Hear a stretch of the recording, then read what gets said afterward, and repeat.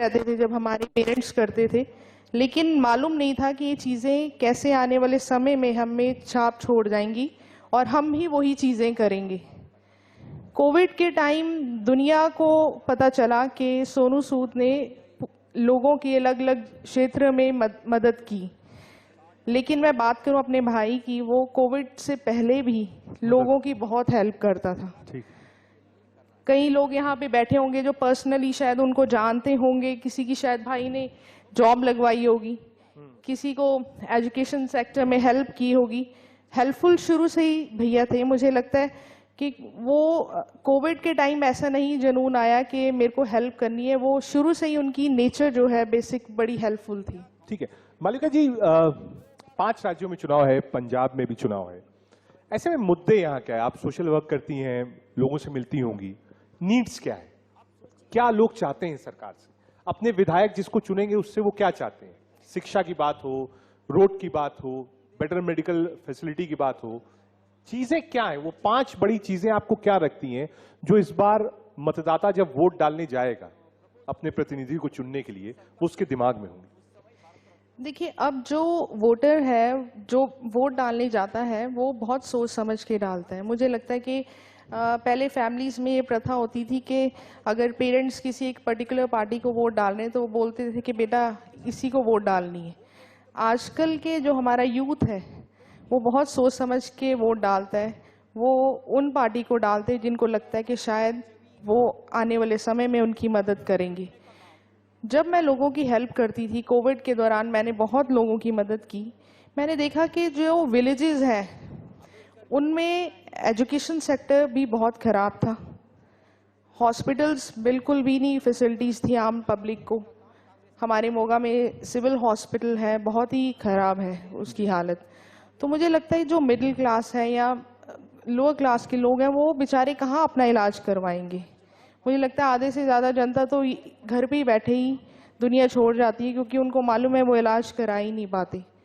तो education sector हो गया, एम्प्लॉयमेंट होगी, हेल्थ हो गई, मतलब ये सब चीज़ें बहुत ज़रूरी हैं। और मुझे लगता है अगर ये सेक्टर्स हम पूरा इसमें बेटर हो जाएं तो वो दिन दूर नहीं है जब हर कोई खुश होगा और जो अपना पंजाब है पूरा खुशहाल हो जाएगा। ठीक है मैम, युवाओं की क्या समस्या है? क्योंकि आप रिप्रेजेंट करती हैं, सोनू भी रिप्रेजेंट करते हैं यूथ को।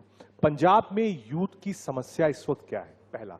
दूसरा, ड्रग्स बहुत बड़ा इशू रहा। क्या जो सरकारें आई उसको पिक डाउन किया? हम देख रहे हैं जगह जगह पर ड्रग्स पकड़ी भी गई हैं। क्या पंजाब पूरी तरीके से नशा मुक्त हो चुका है या अभी भी काम करना है उस पर? अगर हम बात करें यूथ की, यूथ में सबसे पहले ये प्रॉब्लम है कि अगर बच्चे पढ़ना चाहते हैं उनके पास पैसे नहीं है, उनकी फैमिली के पास पैसे नहीं है स्पेंड करने के लिए कि वो एजुकेशन करवा सके। अभी हाल ही में हम एक विलेज में गए थे, वहाँ पे एक लड़की एकदम से रोते हुए हमारे पास आई और बोली कि मेरे को बीकॉम करनी है लेकिन मेरे पास पैसे नहीं है फैमिली के पास, क्या आप मुझे पढ़ा सकते हैं? तो मैंने उसकी जब एडमिशन करवाई वो वापस मेरे पास फिर से आई घर पे मिलने और मुझे कहती कि मैंने लाइफ में सोचा नहीं था कि मैं फिर से पढ़ सकूंगी। ज़रूर भेजूंगी और आप मुझे याद रखना जिस दिन आप ऑपरेट करके आओगे उस बस के पास मैं खड़ी होंगी। तो वो जब कल बस आई वापस और मैं उनको मिली तो उनके जो चेहरे पे मुस्कुराहट और उन्होंने मुझे जो ब्लेसिंग्स दी और हक किया, मुझे लगता है कि वो प्यार देख के मेरे माँ बाप ने जब देखा होगा कि मेरे बच्चों ने जो काम कर रहे हैं, जो अच्छे कर्म कर रहे हैं, वो भी देख के हमें खुश हो रहे होंगे। $1 मिलियन स्माइल। बहुत युवा है और मुझे लगता है कि कई सवाल युवाओं के भी मन में होगा। मैं एक बार अपने सहयोगी विपिन से कहूंगा कि माइक पास करें, जो भी यूथ हो पहले अपने आप को इंट्रोड्यूस करें और जो सवाल लेना चाहे वो। मालविका जी, ये फोरम ओपन है क्योंकि यूथ बात करना चाहता है, हमने बहुत कोशिश करी। आप पीछे से हम शुरू करते हैं। Good evening, one and all present here. I'm Shreya Bhardwaj from Chandigarh University. Ma'am, I wanted to ask you कि जैसे विमेन एम्पावरमेंट की हम बहुत बात करते हैं, लोग बात ही करते हैं और इसको प्रैक्टिकल करके नहीं दिखाते हैं। मतलब अभी भी अगर हम जेंडर इक्वालिटी की बात करें तो वो पूरी तरह से नहीं आई है। बसों में सीट्स नहीं चाहिए, बल्कि रिजर्वेशन अगर चाहिए तो जॉब अपॉर्चुनिटीज़ के लिए चाहिए। तो आपको क्या लगता है, आपका क्या टेक है मैम कि अगर एक विमेन हो एज अ प्राइम मिनिस्टर तो हमारी कंट्री बेटर चल सकती है? मैंने अभी बोला कि कोई ऐसी चीज़ नहीं है जो नारी कर नहीं सकती। हम हर कुछ कर सकते हैं, क्योंकि 50% जो है महिलाएं हैं, और अगर नारी शक्ति इकट्ठी हो जाए तो कुछ भी पॉसिबल नहीं है, चाहे वो जॉब सेक्टर हो, चाहे वो प्राइम मिनिस्टर क्यों ना हो। ये हमारी वोट है, हम उस नारी को डालेंगे और उसको बिल्कुल आगे लेके जाएंगे। ठीक है, बहुत बढ़िया। मालविका जी, पॉलिटिक्स ज्वाइन कर रही हैं आप, चुनाव लड़ेंगी? मैं आपको बताती हूँ, मैंने सोचा नहीं था लाइफ में कि मैं कभी चुनाव लड़ूंगी, क्योंकि जैसे कि हर पेरेंट्स का सपना होता है कि बेटी पढ़े और अच्छी जॉब करे। I am a software engineer, मैंने हैदराबाद भी 3 साल जॉब की है, लेकिन मैं वही बता रही हूँ कि मैं मोगा आई अपने पेरेंट्स के लिए, क्योंकि मुझे था कि मैं अपने माँ बाप के पास रहूँ और उनकी सेवा करूँ। तो मैंने शादी भी जब यहीं करवाई और फिर मैंने टीचिंग शुरू की मोगा में। जब मैंने लोगों की हेल्प करनी शुरू की, मैंने देखा कि विलेजेस में और इवन मोगा में भी मैं बात करूं, बहुत लोग दुखी थे। मैं अपनी तरफ से 100% करती थी, लेकिन कुछ ना कुछ ऐसी चीज़ें थी जो मैं नहीं कर पाती थी, और वो तभी पॉसिबल है जब मैं पॉलिटिक्स में आऊँगी। मुझे लगता है मैं और बेहतर कर पाऊँगी, मैं और लोगों की सेवा कर पाऊँगी। अगर मैं अभी 40 लोगों की मदद करती हूँ, मैं कोशिश करूँगी कि अगर मेरे को मौका मिलता है तो मैं कम से कम 80% तो लोगों की मदद कर पाऊंगी। और ठीक है मैम, पार्टी को लेकर बड़ा कंफ्यूजन है। लोग कह रहे हैं कि आम आदमी पार्टी से भी आप चुनाव लड़ सकती हैं, कांग्रेस में भी बात हुई है। पार्टी का चुनाव, मैं ये नहीं पूछूंगा किस पार्टी से आप चुनाव लड़ेंगी, वो आपका विवेक का अधिकार है। पार्टी में आप क्या देखेंगी कि हाँ इस पार्टी की आइडियोलॉजी है, इस पार्टी के ये लीडर्स हैं, और उसको देखकर आप ये तय करेंगी कि हाँ हम इस पार्टी से चुनाव लड़ेंगे? देखिए, मेरी पार्टी जो है मेरे लोग हैं। मैं ग्राउंड लेवल पे काम करती हूँ, मैं लोगों के साथ दिल से जुड़ती हूँ, और मैं जब भी मिलती हूँ मैं उनको भूलती नहीं हूँ, चाहे मैं उनको 1 महीने बाद मिलूँ या 15 दिन बाद।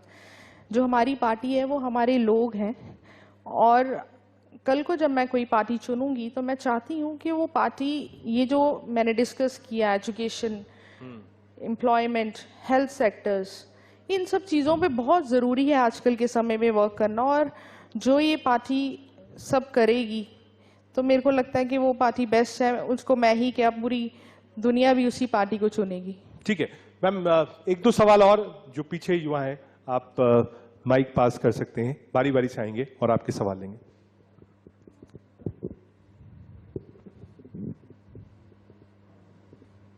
आप अपने आप को इंट्रोड्यूस करके सवाल ले सकते हैं। Hello everyone, I am Suhasini Thaplu, and my question for you is, ma'am, that if you are going to join a political party for further, so what will be your initiatives for the qualitative and skill-based education? देखिए, मैंने ये सोचा है कि अगर मैं चुनाव लड़ती हूँ और मुझे मौका मिलता है, मैं अभी जैसे विलेजेस में जाती हूँ, और मैं आपको एक किस्सा बताऊंगी। रिसेंटली जब मैं हमारे मोगा के पास ही एक विलेज है चंडेवाला, जब मैं वो विलेज में गई, वो विलेज अभी बन ही रहा था, उसकी दीवारें भी नहीं थी, और उस विलेज में मैं स्कूल बैग्स देने गई थी सब स्टूडेंट्स को।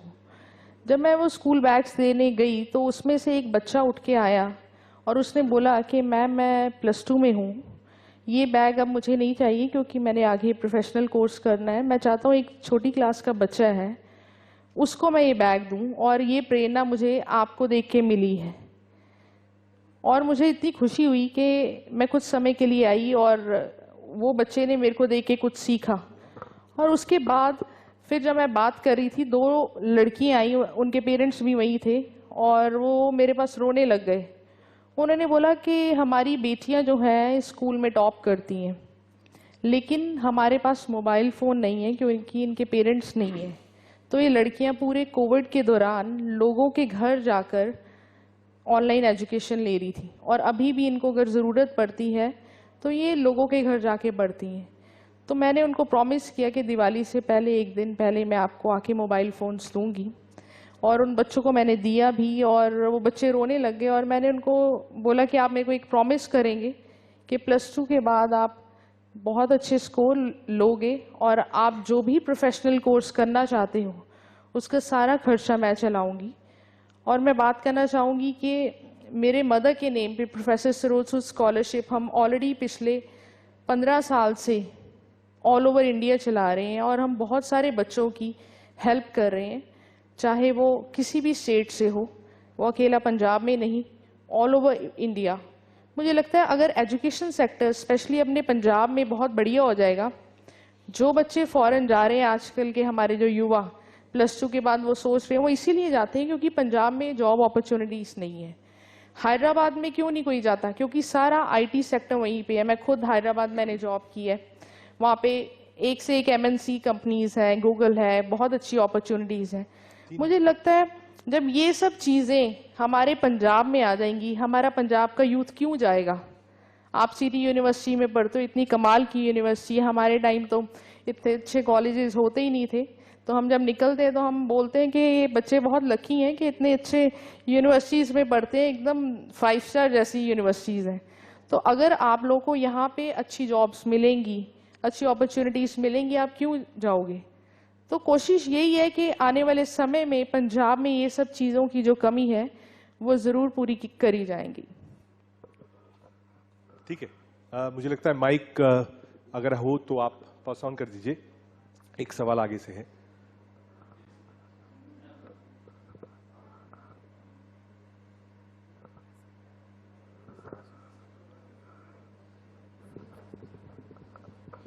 जी नमस्कार आपको, मेरा नाम दीपक जायसवाल है और मैं भी चंडीगढ़ यूनिवर्सिटी का स्टूडेंट हूँ।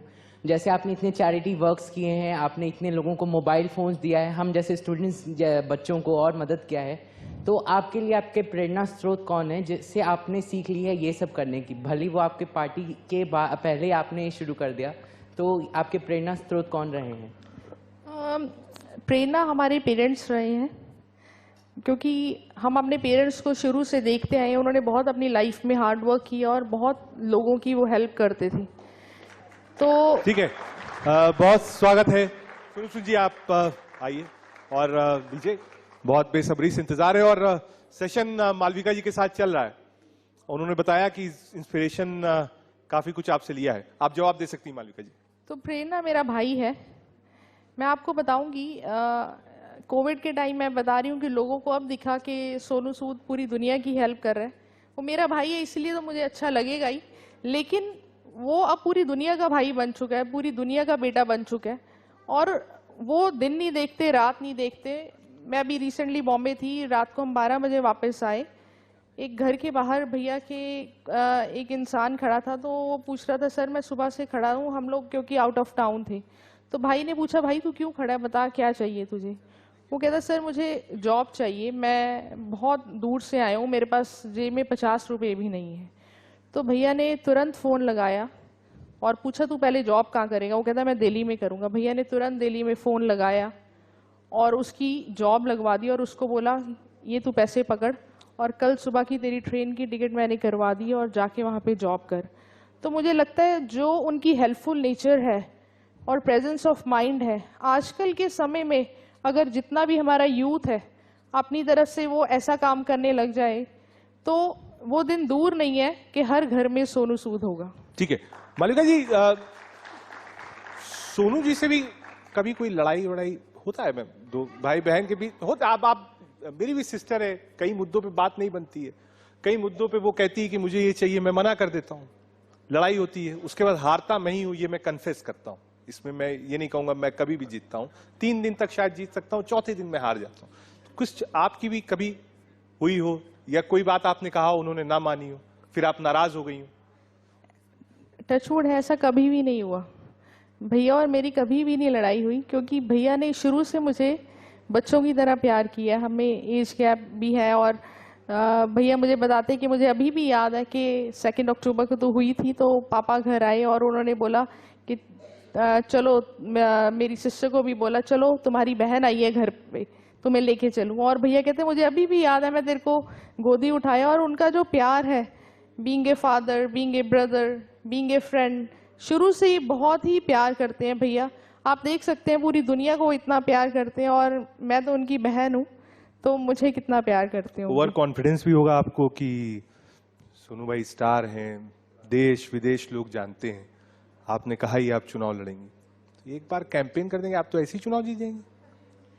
कौन रोके बताइए? यूथ उनके साथ है, सोशल वर्क उनके साथ है, स्टारडम उनके साथ है, आपका इलेक्शन तो ऐसे ही क्लियर हो जाएगा। मुझे लगता है कि वो भी बात है, वो प्लस पॉइंट है मेरे को। लेकिन अगर मैं बात करूं अपने मोगा शहर में, आप पूछेंगे किसी से भी तो सब जानते हैं कि मालविका सूद कौन है, और मालविका सूद ने क्या काम किया है वो उसका काम बोलता है। काम बोलता है।